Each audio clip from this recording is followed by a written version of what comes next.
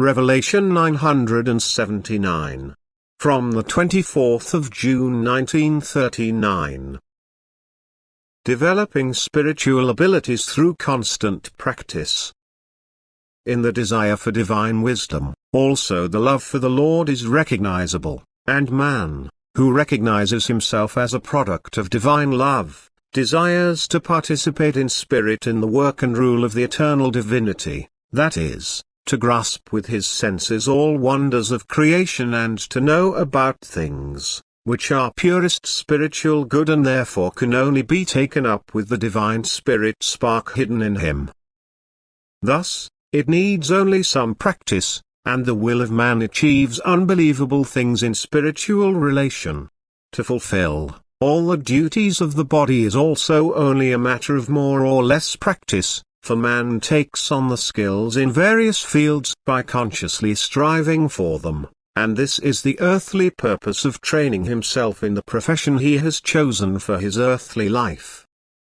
It is the same with all spiritual abilities, which can also be trained to a high degree through constant practice and which bring the success of the ability to penetrate extraordinarily deeply into spiritual areas and to increase spiritual knowledge accordingly.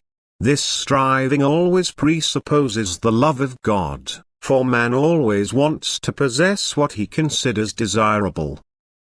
And he confesses by his desire for spiritual good that he is drawn with soul and spirit to the divinity, whose product of love he is from eternity.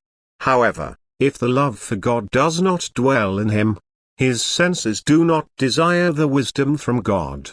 They are directed to the world with its earthly advantages.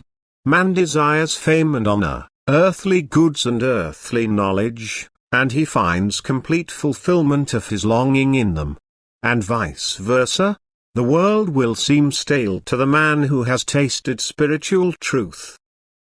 For his desire for it will increase the more it is satisfied, but the earthly goods will appear to him irritable and worthless, and the love for God, for his Creator, will displace everything from the heart, which was ever hidden in it, and the least spiritual food will be far more pleasure for him than all pleasures of the world, because his heart is no longer able to recognize them, if it has once found its happiness in the presentation of heavenly wisdoms and is allowed to satisfy the hunger for it immediately through the grace of the Lord.